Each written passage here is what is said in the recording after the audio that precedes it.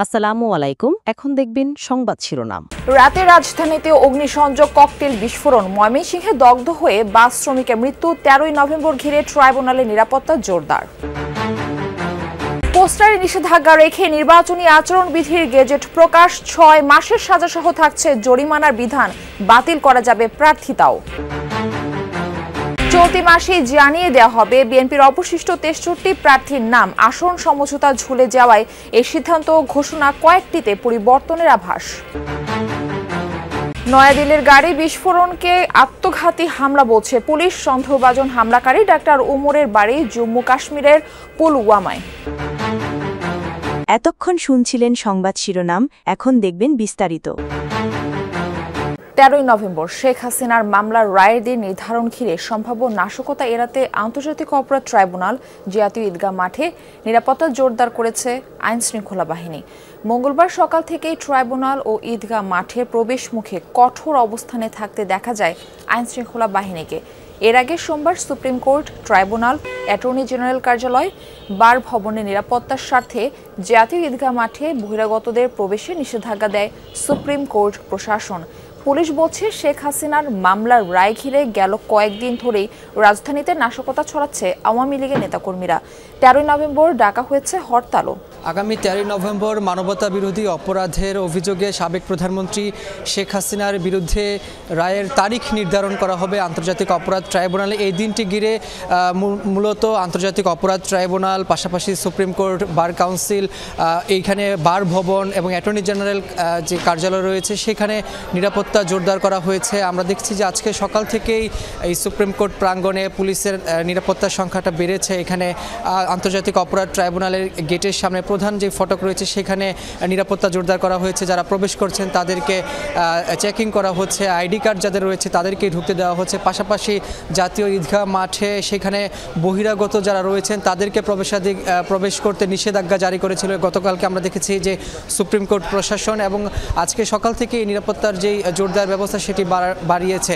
এখানে বলা হয়েছে যে গতকালকে আমরা দেখেছি সুপ্রিম কোর্ট প্রশাসন থেকে বলা হয়েছে যে দেশের সর্বোচ্চ আদালতে কয়েক লাখ গুরুত্বপূর্ণ মামলার যে নথিপত্র সেটি রয়েছে, যার কারণে এই জায়গাতে 13ই নভেম্বর ঘিরে যাতে কোনো নাশকতা তৈরি না হয় বা নাশকতার কোনো ছক আঁকতে না পারে, সেই কারণে তারা আইন শৃঙ্খলা রক্ষাকারী বাহিনীকে নির্দেশ দিয়েছিলেন যে যেভাবেই হোক এখানে এই নিরাপত্তা জোরদার করা হবে। পাশাপাশি আমরা এই যে আন্তর্জাতিক অপরাধ ট্রাইব্যুনালে আগামী 13ই নভেম্বর শেখ হাসিনার মামলার তারিখ নির্ধারণ হবে, রায় কবে হবে সেটি জানা যাবে। এই নিয়ে কিন্তু রাজধানীতে উত্তাপ তৈরি হয়েছে। সেখানে আওয়ামী লীগের নেতাকর্মীরা বিভিন্ন জায়গায় এই নাশকতা করছে, সেখানে এই বিষয়গুলো উল্লেখ করা হয়েছে বিজ্ঞপ্তিতে। তবে আজকের সার্বিক পরিস্থিতি বলা যায় যে অনেকটা নিরাপদ রয়েছে এই সুপ্রিম কোর্ট প্রাঙ্গণে। ময়মনসিংহে গতরাতে একটি বাসে অগ্নিসংযোগ করেছে দুর্বৃত্তরা। এতে দগ্ধ হয়ে একজনের মৃত্যু হয়েছে, আহত হয়েছেন 2 জন। পুলিশ জানায়, গতরাত 3:15টার দিকে ফুলবাড়িয়া বাজারে দাঁড়িয়ে থাকা আলম এশিয়ার একটি বাসে আগুন দেয় দুর্বৃত্তরা। খবর পেয়ে ফায়ার সার্ভিসের একটি ইউনিট ঘটনাস্থলে পৌঁছে আগুন নেভায়। এ সময় বাসের ভিতর থেকে একজনের ঝলসে যাওয়া মরদেহ উদ্ধার করে ফায়ার সার্ভিসের সদস্যরা। নিহত জুলহাস একজন পরিবহন শ্রমিক। আগুন দেওয়ার কারণ অনুসন্ধান ও অপরাধীদের ধরতে কাজ করছে পুলিশ। আমাকে ময়মনসিংহ জেলা পুলিশ থেকে জানানো হয়েছে যে ব্যক্তি মারা গিয়েছেন ধারণা করছে তিনি পরিবহন শ্রমিক জুলহাস, এবং সে আলম এশিয়া পরিবহনে কাজ করেন। এখানে যে বিষয়টি হয়েছে যে এই আলম এশিয়া পরিবহনটি ঢাকা থেকে ফুলবাড়িয়া সড়কে চলাচল করে, এবং ঢাকা থেকে গতকাল রওনা হয়ে যখন ফুলবাড়িয়ায় পৌঁছায় বাসটি তখন রাত 2টো বাজে। তো এই রাত 2টোর সময় একটি পেট্রোল পাম্পে, ফুলবাড়িয়া বাজারে একটি পেট্রোল পাম্পের সামনে দাঁড়ানো ছিল। সোমবার সন্ধ্যার দিকে রাজধানীর ধানমন্ডিতে ল্যাবেট হাসপাতালের সামনে একটি বাসে অগ্নিকাণ্ডের ঘটনা ঘটেছে। রাত 1:30টার দিকে যাত্রাবাড়িতে একটি বাসে আগুন দেয় দুর্বৃত্তরা। এদিকে রাত 11টার দিকে রাজধানীর বাংলা মোটরে এনসিপি প্রধান কার্যালয়ের সামনে ককটেল বিস্ফোরণের ঘটনা ঘটেছে। এই ঘটনায় 2 জনকে আটক করেছে আইন শৃঙ্খলা বাহিনী। বিস্ফোরণে 4 জন আহত হয়। সোমবার সন্ধ্যায় রাজধানীর ধানমন্ডিতে ল্যাবেট হাসপাতালের সামনে একটি বেসরকারি বিশ্ববিদ্যালয়ের বাসে অগ্নিকাণ্ডের ঘটনা ঘটেছে। সন্ধ্যা 7:30টার দিকে খবর পেয়ে ফায়ার সার্ভিসের 2টি ইউনিট আগুন নিয়ন্ত্রণে আনে। রাত 1:30টার দিকে যাত্রাবাড়িতে একটি বাসে আগুন দেয় দুর্বৃত্তরা। গত কদিন ধরে রাজধানী সহ দেশের বিভিন্ন জায়গায় যানবাহনে আগুন সহ বিভিন্ন নাশকতার ঘটনা ঘটছে। এসব বিবেচনায় নিয়ে তদন্ত করছে পুলিশ। এদিকে রাত 11টার দিকে জাতীয় নাগরিক পার্টি এনসিপির প্রধান কার্যালয়ের সামনে 2টি ককটেল বিস্ফোরণের ঘটনা ঘটেছে। এতে 4 জন আহত হয়। পালানোর সময় 2 জন সন্দেহভাজনকে ধরেছে এনসিপি নেতাকর্মীরা।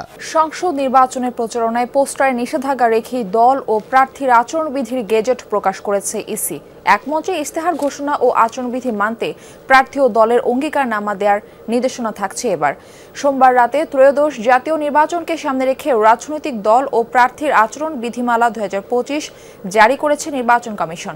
সোশ্যাল মিডিয়ায় ভোটের প্রচারে কড়াকড়ি আরোপ, অসৎ উদ্দেশ্যে এআই ব্যবহারে মানা, পোস্টার ও ড্রোন ব্যবহারে নিষেধাজ্ঞা সহ আসন প্রতি 20টির বেশি বিলবোর্ডে নিষেধাজ্ঞা থাকছে বিধিতে। আচরণবিধি লঙ্ঘনের সর্বোচ্চ 6 মাসের কারাদণ্ড ও 1.5 লাখ টাকা জরিমানা এবং দলের জন্য 1.5 লাখ টাকা অর্থদণ্ডের বিধান রাখা হয়েছে। প্রয়োজনে তদন্ত সাপেক্ষে প্রার্থিতা বাতিলের ক্ষমতাও রয়েছে ইসির। নির্বাচন ব্যবস্থার সংস্কার কমিশনের সুপারিশ ও 2008 সালের আচরণবিধির সঙ্গে সমন্বয় রেখে বেশ কিছু নতুন বিষয় যুক্ত করে এবার নতুন আচরণবিধি প্রণয়ন করল সাংবিধানিক প্রতিষ্ঠানটি। এর আগে গণপ্রতিনিধিত্ব আদেশ আরপিও সংশোধন অধ্যাদেশ জারির পর সেই আলোকেই আচরণবিধি গেজেট আকারে জারি করেছে ইসি। চলতি মাসে শেষ হবে অবশিষ্ট 63 আসনে বিএনপির সম্ভাব্য প্রার্থীর মনোনয়ন ঘোষণা।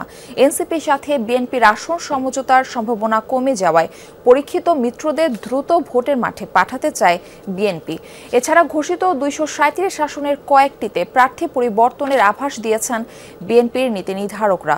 বলছেন, ক্ষোভ ও অসন্তোষ দমনে বঞ্চিতদের সাথে ফের আলোচনা করবেন শীর্ষ নেতারা। তবুও কেউ জননিরাপত্তা বিঘ্নিত করলে সরকারকে কঠোর হওয়ার অনুরোধ করেছে বিএনপি। ধান খেতে দাঁড়িয়ে আম্পায়ারের ভূমিকায় রিভিউ আবেদনকারী ব্যক্তির নাম আলাল উদ্দিন আলাল। ফেনী জেলা বিএনপির এই সদস্য সচিব মনোনয়ন বঞ্চিত হয়ে অভিনবেই প্রতিবাদ করেন। আমার বাড়ির কাজের ছেলেটা পর্যন্ত জেলে গিয়েছে।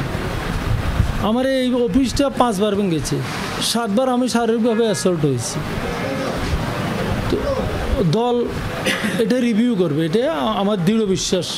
যদিও এমন বুদ্ধিদীপ্ত প্রতিবাদ দেখা যায়নি আর কোথাও, বরং হামলা বিক্ষোভে গত কয়েকদিন উত্তপ্ত অন্তত 10টি জেলা। কিন্তু কেন এমন ক্ষুব্ধ প্রতিক্রিয়া? বিএনপি প্রতিষ্ঠা করেছে, তাকে নমিনেশন না দিয়ে যদি অন্য কাউকে নমিনেশন দেয় তাহলে তো এলাকার লোক ক্ষুব্ধ হবেই। পরিচিত লোক না পালি নতুন লোক পালি তো বিপদ হবে। দিল্লিতে আত্মঘাতী গাড়ি বিস্ফোরণের ঘটনায় সন্দেহভাজনের ছবি ও পরিচয় প্রকাশ করা হয়েছে।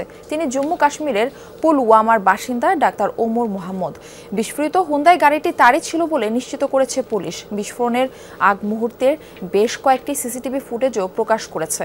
গাড়িটি 3 ঘন্টার মতো পার্ক করা ছিল লালকেল্লা এলাকায়। এরপর সন্ধ্যা 6:30টার দিকে চলতে শুরু করে। 20 মিনিট পর ধীরে ধীরে থামে ট্রাফিক সিগন্যালে।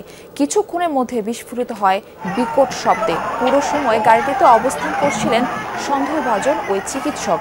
বিস্ফোরণের তীব্র দাহ্য অ্যামোনিয়াম নাইট্রেট জ্বালানি ব্যবহার করা হয়েছিল বলে জানিয়েছে সংশ্লিষ্ট সূত্রগুলো। ঘটনাস্থল থেকে সংগ্রহ করা হয়েছে আলামত।